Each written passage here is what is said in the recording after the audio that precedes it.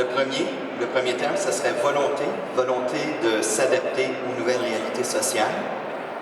Les 10 ans, rigueur dans l'application de la loi eu égard à la preuve, au fardeau de preuve que vous avez bien sûr. Et 3, le mandat de protection des victimes, on va un peu plus loin, vous l'avez mentionné tout à l'heure, Maître Brissette, le soutien aux témoins.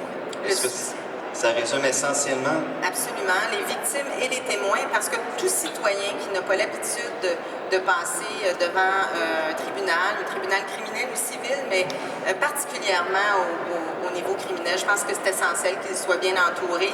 La CAVAC est ici, j'ai vu le oui, ils sont juste alors, là. Ce sont des partenaires essentiels dans le travail que l'on fait. On prend des mesures, mais sachez qu'ils sont là toujours. Ils ont des bureaux, je parle pour le bureau de Montréal, ils ont des bureaux à Montréal et ils sont toujours présents à venir nous seconder. Parfois, on a des questions juridiques qui sont présentes, on a moins le temps d'être avec nos gens. La CAVAC sont là, ils nous soutiennent et ils font un travail exceptionnel.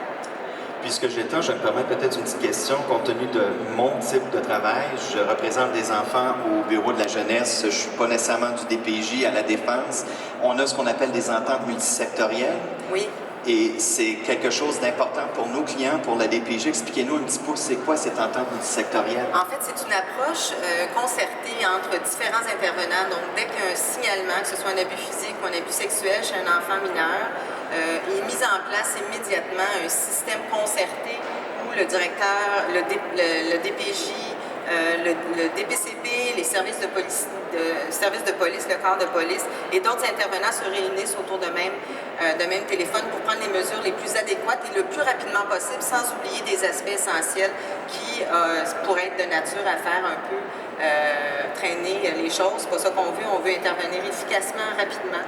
Donc, c'est un peu là, résumer l'entente multisectorielle. C'est essentiel. Ce partenariat est absolument essentiel pour le bénéfice des jeunes victimes. Donc, vous disiez DPCP, DPJ, policiers maintenant qui sont à même de poser des questions non suggestives pour avoir des informations. Formation donnée aux policiers. Vous savez, à Montréal, on a une escouade spécialisée en matière d'agression sexuelle.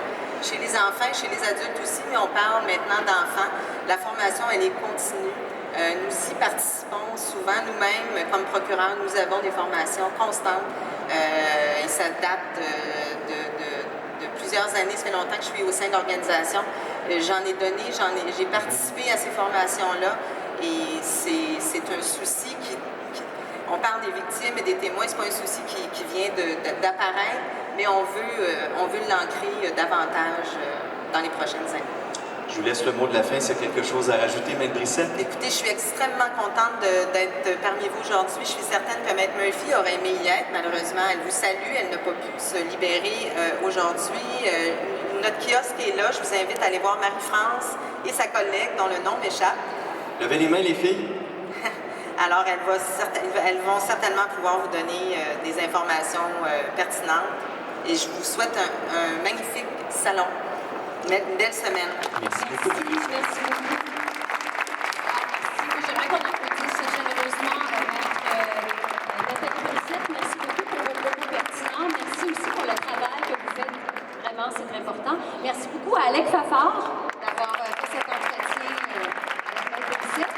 Et restez là, bougez pas. La cérémonie d'inauguration s'en vient dans quelques instants. Alors, on se met beau pour vous et on démarre ça. À tout de suite.